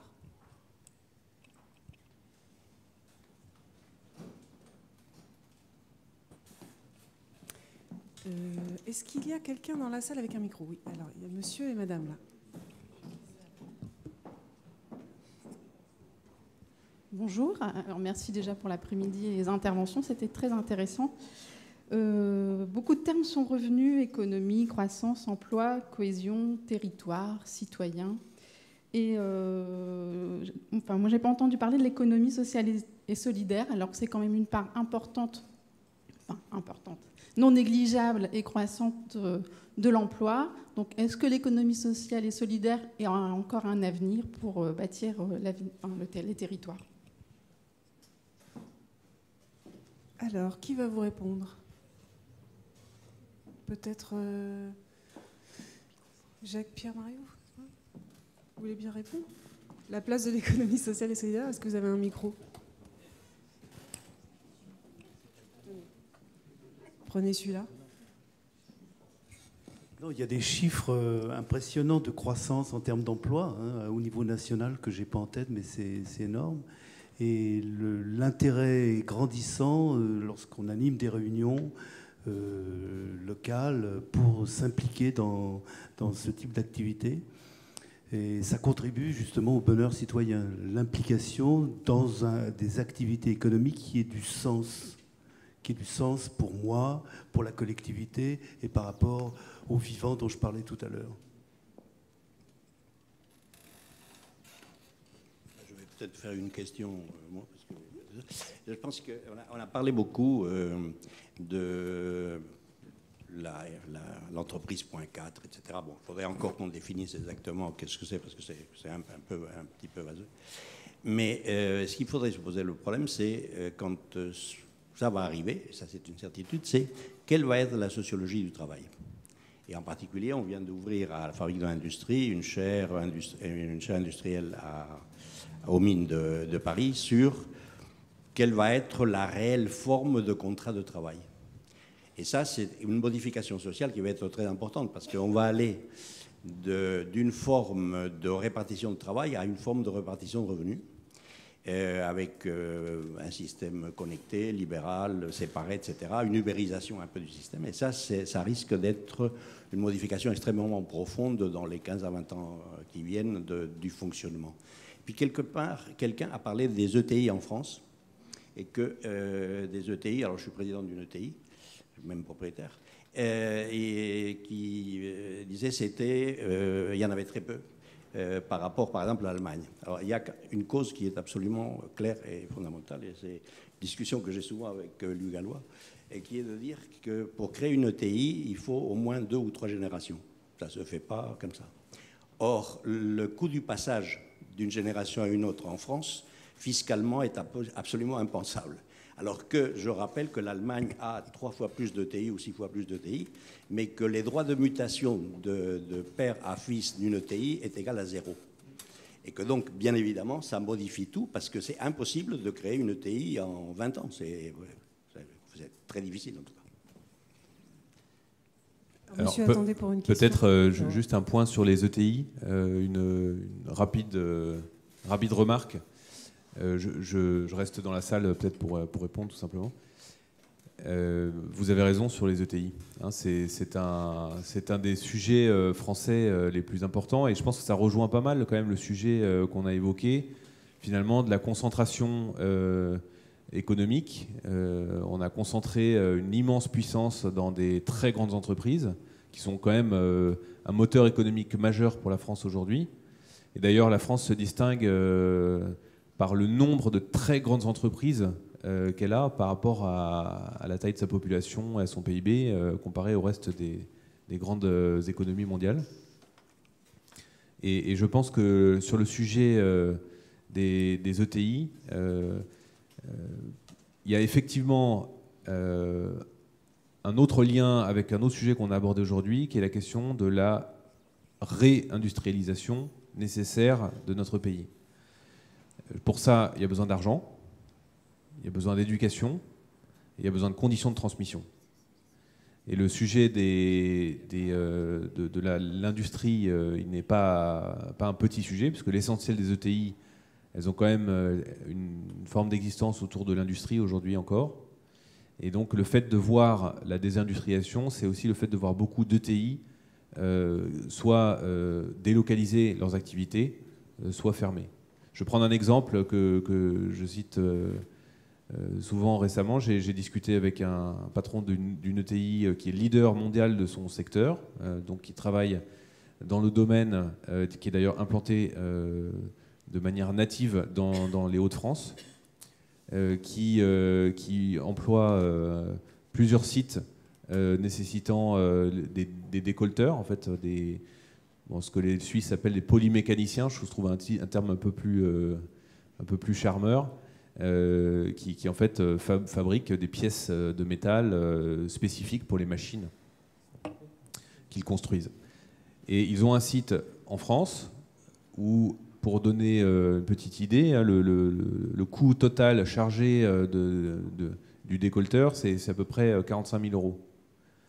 Ils ont une usine en République tchèque. En République tchèque, on passe à 28 000 €. Ils ont un site en Chine. Le coût chargé total, c'est 12 000 €. Et ils ont un site en Inde, 3 000 €. En termes de compétitivité, j'ai fini par demander, mais est-ce qu'il y a un espoir qu'un jour, ces emplois que vous avez été créés à l'étranger pour pouvoir bénéficier de coûts du travail moins importants et du coup maintenir un coût total de main-d'œuvre dans l'ensemble du coût de production de vos produits à peu près autour de 10%. Donc vous êtes parti loin pour pouvoir baisser les coûts et maintenir ce ratio. Est-ce qu'il y a un espoir que vous réimportiez ce travail en France?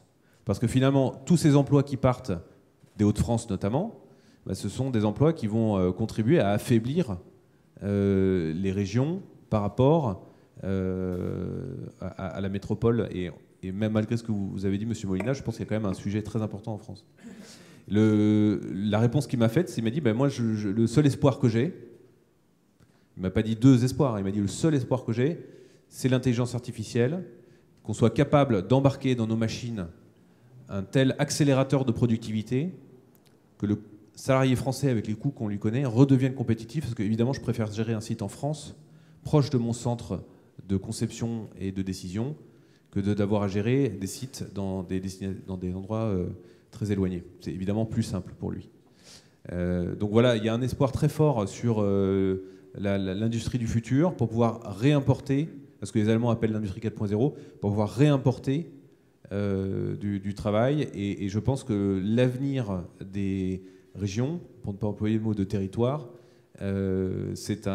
repose en partie notamment sur ce développement-là. Et effectivement, des villes comme Lille, qui ont des pôles universitaires très forts sur les sous-jacents technologiques de cette industrie du futur, je pense, ont des atouts sur lesquels il faut miser absolument.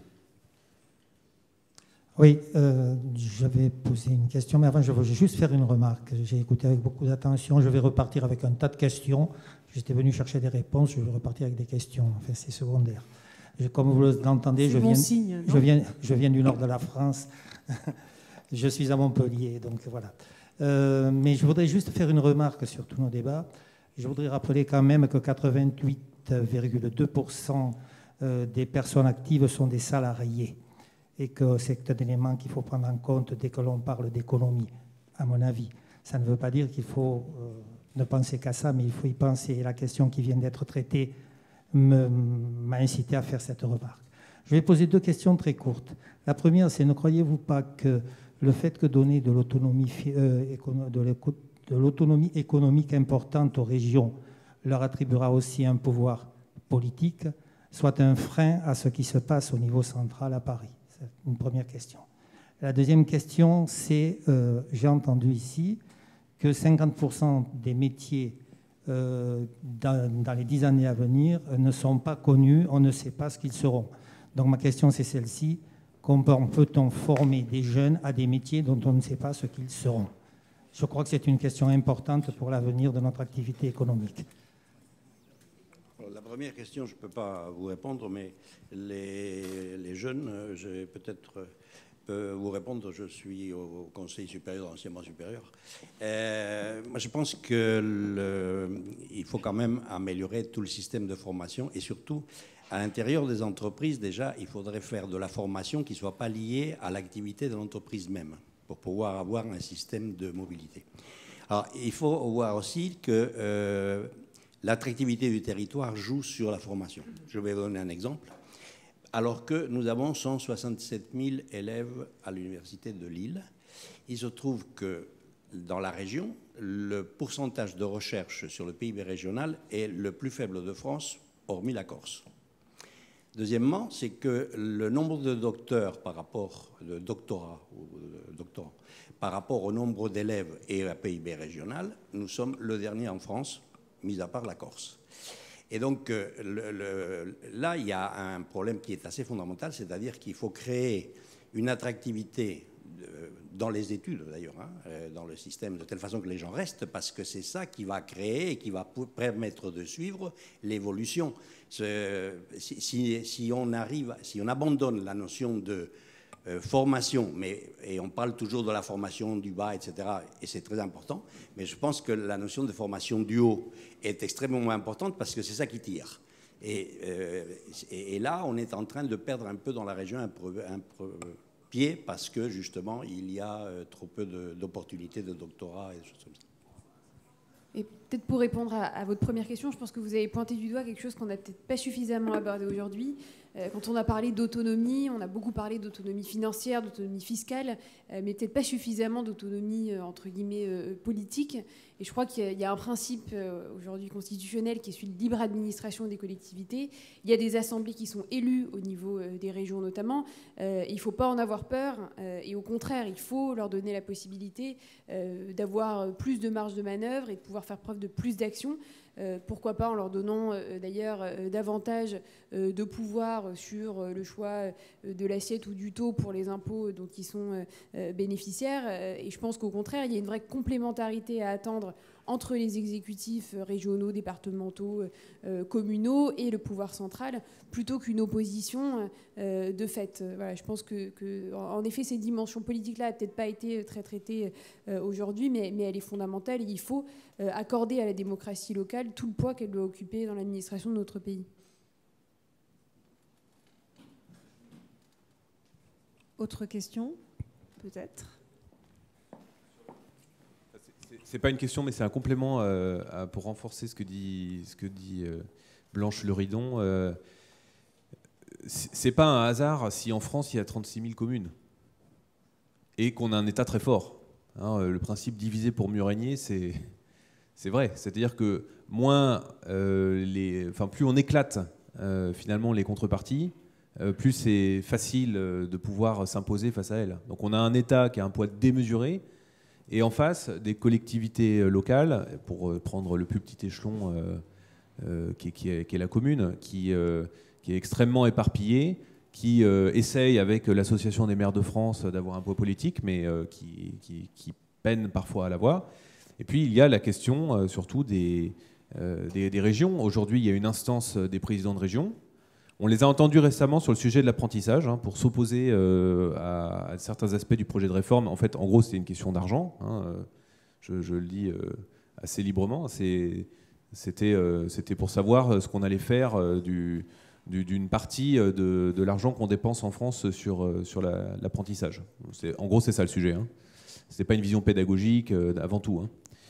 Mais voilà, c'est assez rare finalement qu'on entende parler de cette instance qui, je pense, gagnerait à beaucoup mieux se coordonner sur d'autres sujets. Et notamment, on parlait tout à l'heure des pôles de compétitivité et des pôles de spécialité régionale, peut-être se répartir, justement comme les Canadiens l'ont fait par exemple, de manière plus claire, certaines compétences pour éviter des redondances et surtout faire des pôles plus forts. Merci. Je voudrais relier ces derniers propos à la conversation que vous avez eue tous les deux, Paul et Blanche, et à celle de Jean-Hervé Lorenzi et Dominique Régnier. Alors, par un commentaire qui conduit à une question. J'ai eu une longue conversation récemment avec quelqu'un qui s'appelle Micheline Calmiré, qui a été pendant 10 années conseillère fédérale en Suisse et qui maintenant enseigne à l'Université de Genève. Et il se passe des choses très intéressantes en Suisse et surtout à Genève, où l'ONU, le World Economic Forum, les universités, notamment l'Institut de hautes études, les grandes entreprises et les pouvoirs publics se concertent pour essayer d'identifier quels seront les problèmes d'avenir et quelle doit être la contribution de la Suisse ou de cette partie de la Suisse à la résolution de ces problèmes d'avenir. Et ils se concertent très très en amont et sans séparation de rôle, mais pour réfléchir ensemble. Exemple de ce genre de thème, la régulation de l'intelligence artificielle. Sujet très suisse, à la fois extrêmement technique, plus le règne du droit.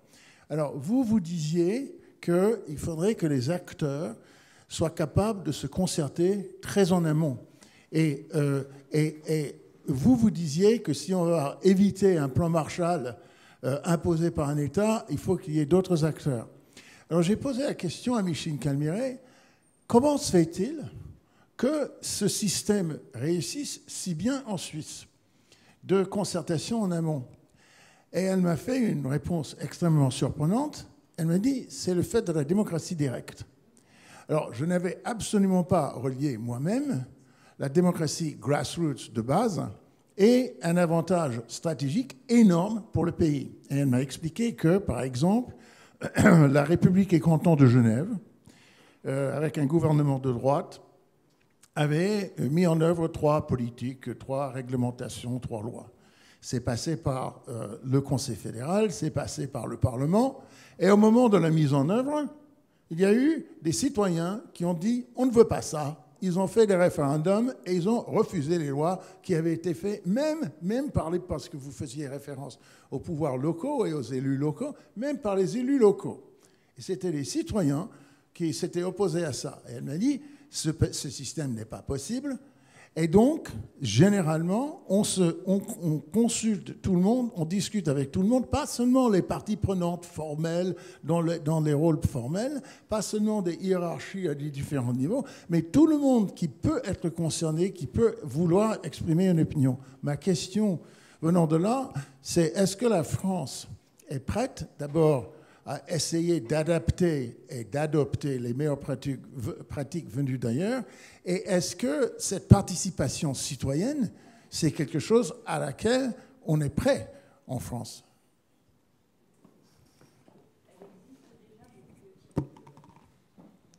Un micro pour madame, s'il vous plaît. Qui veut répondre à monsieur Alors, dans un domaine, ce système existe déjà, notamment par les lois Lamy, les lois de la politique de la ville. Ces lois ont créé les conseils citoyens qui permettent aux citoyens dans les quartiers prioritaires d'être partie prenante au niveau des décisions qui sont celles que doivent prendre les élus. Donc ça existe déjà, ça fonctionne assez mal parce que c'est quelque chose qui inquiète un peu les élus, mais on y vient. Ce sont les lois Lamy. Voilà.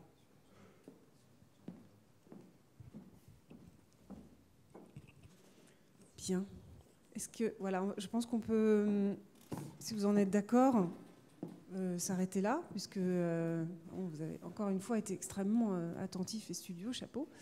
Jean-Hervé Lorenzi, vous voulez bien venir conclure cette journée, s'il vous plaît?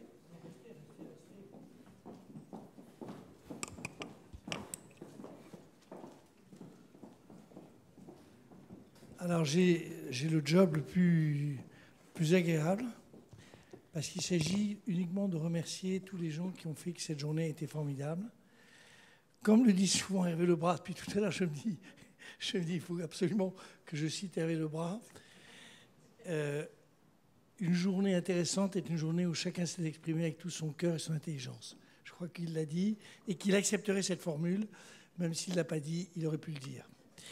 Je voudrais évidemment vous dire que les voix de l'économie, ça date d'il y a 6 ans, que ça réunit 17, 18 think tanks qui sont extrêmement variés dans leur sensibilité économique, puisque ça va on va dire, de l'extrême gauche jusque, non pas l'extrême droite, mais jusqu'à des positions libérales assez affirmées, chacun ayant évidemment des bons arguments dans le dispositif, que nous faisons à Aix-en-Provence. Vous savez, cette petite ville du Midi. Nous faisons le 6 juillet une réunion des voix de l'économie. On fait les rencontres d'Aix, bien entendu. Mais à côté, et j'allais dire pas très éloigné, nous faisons une série de sessions qui vont porter sur le progrès technologique, les GAFA, etc., etc. Ça va être absolument top. Et les rencontres économiques d'Aix, et les cousins tout proches que sont les voix de l'économie qui, et évidemment, aujourd'hui sont prévus tous les think tanks, je crois qu'ils sont tous là. En plus, il y aura des gens qui, par exemple, ont pris des positions assez fortes sur les problèmes des GAFA. Et il y a notamment un garçon qui est un journaliste du New York Times et qui est le premier à avoir dit faut-il démanteler Google, etc.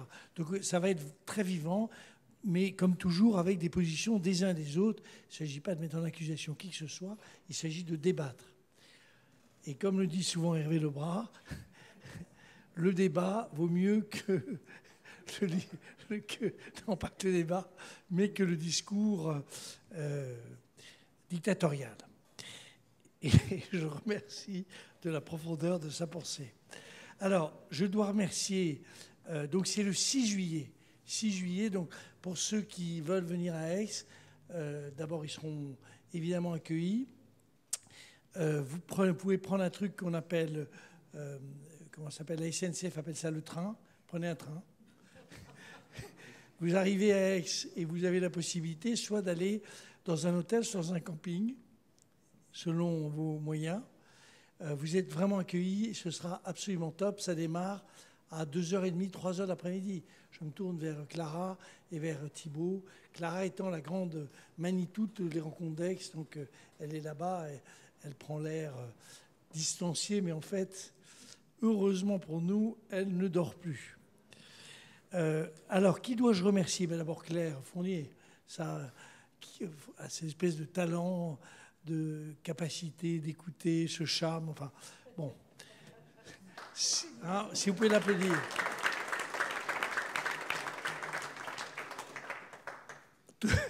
Tout à la fin, je vous demanderai d'applaudir Hervé Lebras, mais ça, c'est pour la fin. Je dois évidemment remercier, parce que c'était quand même top, dans la qualité, la discussion, l'attention, etc.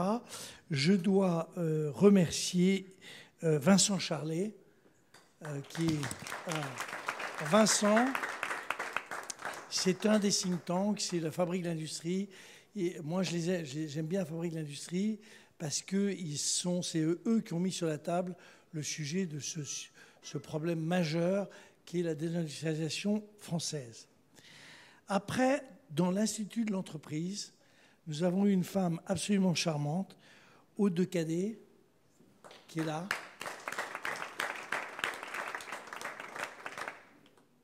Très franchement, je ne vous connaissais pas, mais je le regrette. Après, Denis Ferrand. Denis, c'est Eurex et Code. C'est lui qui... alors, il a des prévisions qui sont très sérieuses, très solides. Là, il note un ralentissement. Et quand il dit quelque chose, on a intérêt à écouter et lire très soigneusement tout ce qu'il dit. Enfin, Xavier Bertrand, qui est notre hôte ici, et que je remercie avec d'autant plus de chaleur que, un, je l'aime bien, et deux, qu'il n'est pas là.